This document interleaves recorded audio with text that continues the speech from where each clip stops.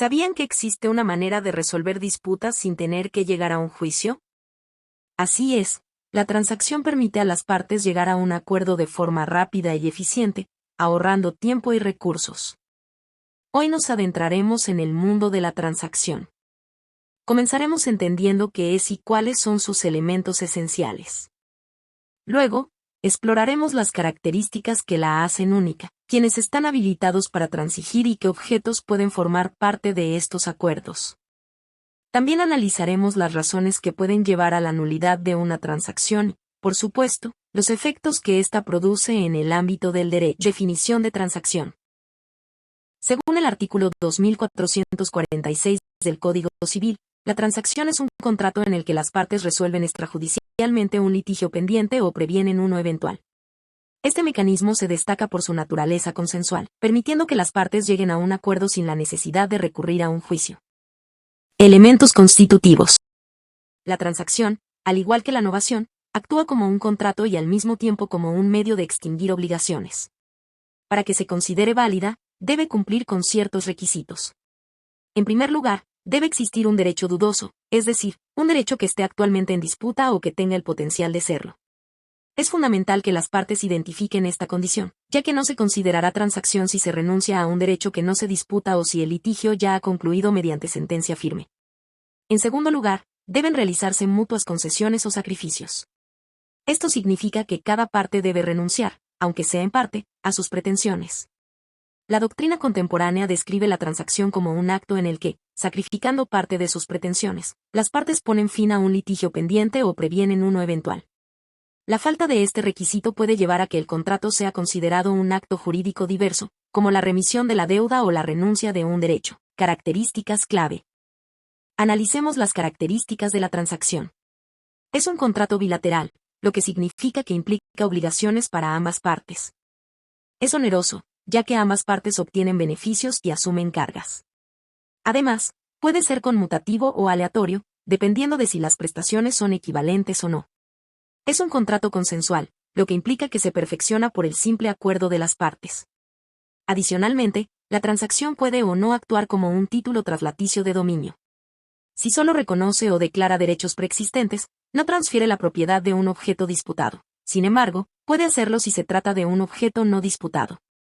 Asimismo, se trata de un contrato intuito personae, lo que significa que puede anularse si hay error en la identificación de la persona con quien se transige.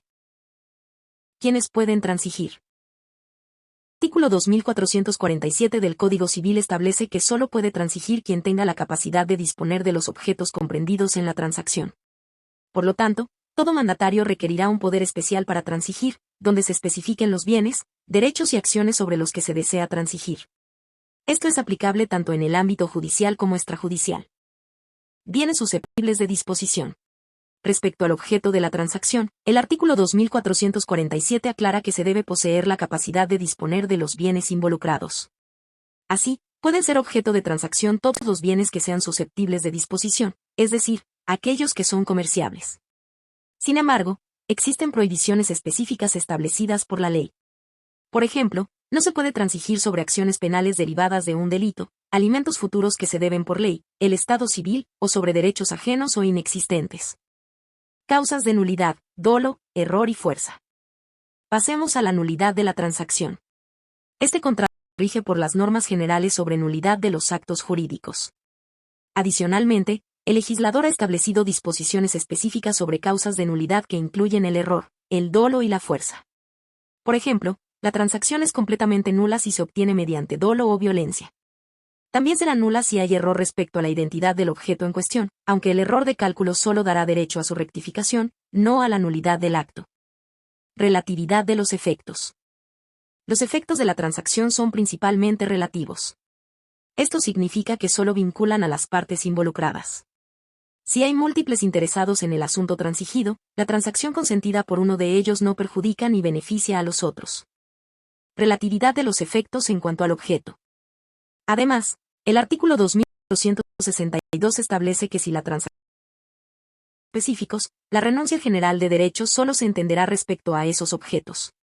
Si una parte renuncia a un derecho y luego adquiere otro título sobre el mismo objeto, la transacción es un derecho posteriormente adquirido.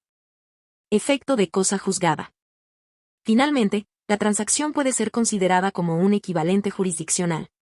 De acuerdo con el artículo 2460 del Código Civil, la transacción produce el efecto de cosa juzgada, lo que significa que puede oponerse como acción o excepción de cosa juzgada, siempre que conste en escritura pública. Esto permite que la transacción actúe como un sustituto de una sentencia judicial, brindándole un gran valor jurídico. La transacción se diferencia de la sentencia judicial en que debe atacarse por vía de nulidad, mientras que una sentencia se impugna a través de recursos.